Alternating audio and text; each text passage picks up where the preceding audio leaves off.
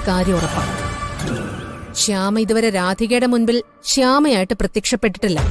പിന്നെ ശ്യാമ ഇപ്പോഴും മകളെ ഒളിച്ചു നിന്നേ കാണുന്നുള്ളൂ. അങ്ങനെ ഉണ്ടാവോ? എങ്കിൽ ചിലപ്പോ അമ്മയും മോളെയും ആരെങ്കിലും തിരിച്ചറിയാതിരിക്കാൻ വേണ്ടിയാണെങ്കിലോ? അതിന് കൃത്യമായൊരു ഉത്തരം കിട്ടണമെങ്കിൽ രാധിക പറയണം. എന്തായാലും മാലിനി ഒരു കാര്യം ഉറപ്പിച്ചു, രാധികയുടെ മുഖപടം ഇന്ന് നമ്മുടെ മുമ്പിൽ അഴിഞ്ഞു വീഴാൻ പോവാ. ഞാൻ എന്റെ ചോദ്യങ്ങളിൽ നിന്ന് ഉത്തരങ്ങളിലേക്ക് അടുക്കുക. ഇനി അവള് വന്നാ മാത്രം മതി.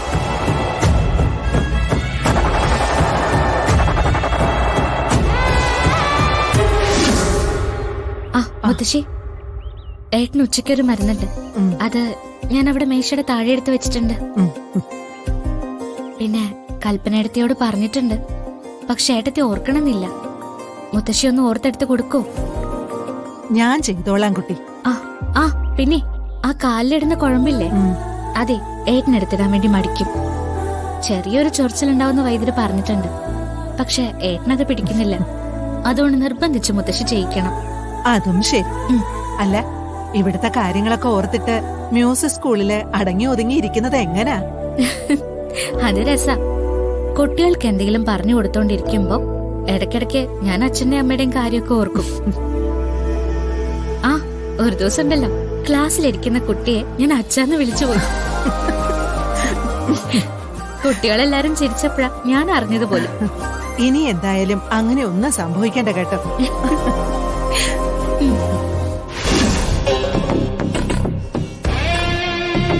അമ്മയ്ക്ക് വേണ്ടിയുള്ള കാത്തിരിപ്പ് അവസാനിച്ചപ്പോ മോക്ക് വേണ്ടിയുള്ള കാത്തിരിപ്പ് മടുത്തു അല്ല മാഡം?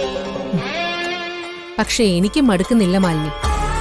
ഞാൻ പറഞ്ഞില്ലേ, ഉത്തരങ്ങൾക്കടുത്ത് നിൽക്കുമ്പോ വല്ലാത്തൊരു ത്രില്ല. ഒരുപാട് കാലം ഞാൻ അലഞ്ഞു നടന്നതിന് അമ്മയും മോളും എനിക്ക് ഉത്തരം തരാൻ പോവല്ലേ.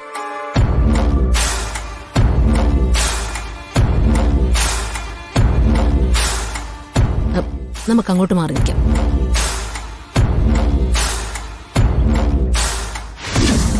എങ്കിൽ ഞാൻ ഇറങ്ങട്ടെ മുത്തശ്ശി. എന്നാ ശരി, ഞാനേ ഇതൊക്കെ ഒന്ന് മാറ്റി വെച്ചിട്ട് പോകാൻ നോക്കാം. അത് ഞാൻ ചെയ്യില്ലേ മോളെ. ഞാൻ ഇവിടെ ഇല്ലാത്തപ്പോ മുത്തശ്ശി ചെയ്യുന്നത് ഓക്കെ, പക്ഷെ ഞാൻ നിൽക്കുമ്പോ ചെയ്യണ്ട. ഇങ്ങനത്തെ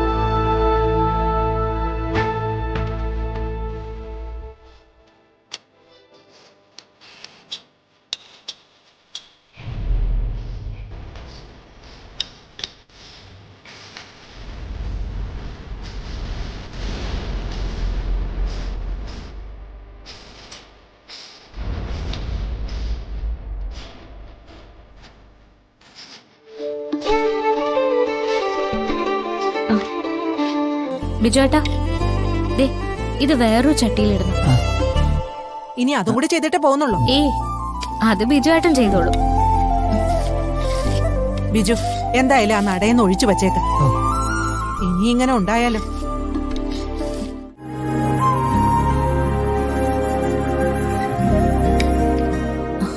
ഏട്ടത്തി, മോള് വന്നില്ലേ ഇതുവരെ? രാധിക വരാൻ സമയാവുന്നതേ ഉള്ളൂ. ഒന്ന് വിളിച്ചു നോക്കണോ? കൃത്യസമയത്ത് സ്കൂളിലേക്ക് വരുന്ന ഒരാളെ അതിനുമുമ്പ് വിളിച്ചിട്ട് എന്ത് പറയാനാ? അതല്ല ഏട്ടത്തി, ഞാൻ പറഞ്ഞില്ലേ, ഇന്നലെ സ്വപ്നം കണ്ടത് മുതല് മനസ്സിൽ എന്തൊരു ടെൻഷനാണെന്നറിയോ. ഉറങ്ങിയിട്ടില്ല ഞാൻ ശരിക്കും. ഞാൻ കരുതിയത് മോള് കൺമുന്നിലെത്തിയപ്പോ ഈ പേടിപ്പെടുത്തുന്ന സ്വപ്നങ്ങളൊക്കെ അവസാനിച്ചു. തീർന്നില്ല അല്ലേ? ഇതുവരെ കുഴപ്പങ്ങളൊന്നും ഇല്ലായിരുന്നു. പക്ഷേ ഇന്നലെ എന്തോ വീണ്ടും പഴയതുപോലെയായി.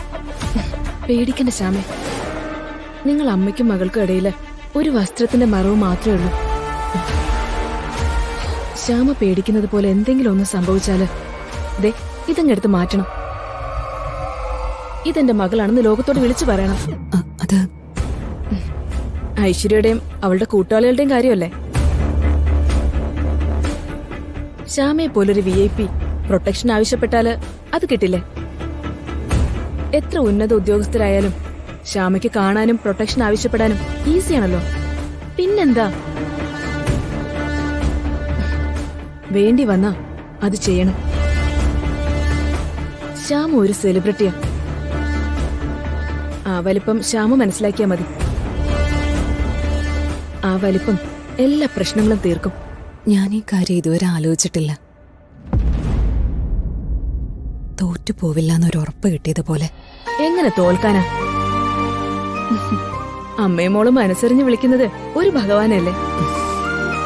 കൈവിടൂ രണ്ടാളെ. അതെ, മോൾ ഉടനെ വരും. ഇവിടെ ഇങ്ങനെ ഇരിക്കാതെ നമുക്ക് ഓഫീസ് റൂമിൽ പോയിരിക്കാം. വാ.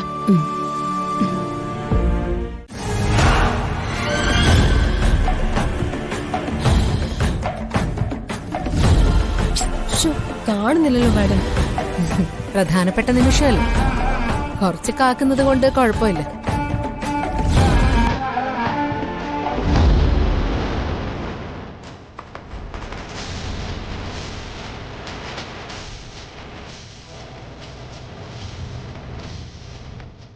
മാലിനി നോക്ക്,